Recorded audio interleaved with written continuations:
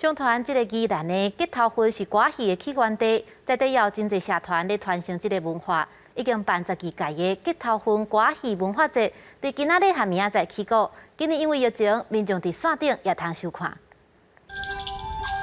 台顶当咧彩排小蛋要演出的三匹英台。我开门出来看，看到一个是乌花团。也有同乐国小的学生要用歌戏唱出《圆山三宝》、《黄粱比》、《红心白蜡》参大树公。春江水面坐月波，湖光山小酒。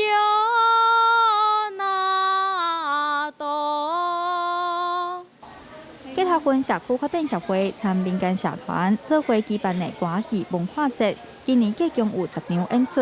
演出团队包括学校单位、社区、社台以及北管剧团。歌戏伫咱遮本来就真流行啊吼，宜兰就是一个做歌戏的歌戏秀吼啊，传承的这个人会愈来愈侪啦吼啊，主要嘛是爱培养一寡观众，观众就是歌戏最重要的支持者吼。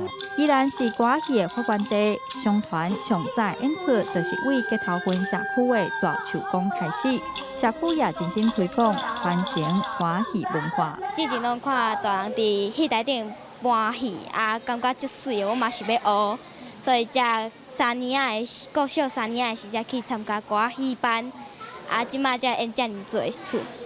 今年因为疫情关系，伫结头婚社区的名册也有直播。陈崇文总干事欢迎民众多多利用线顶收看，感受传统歌戏精彩丰富的多元风华。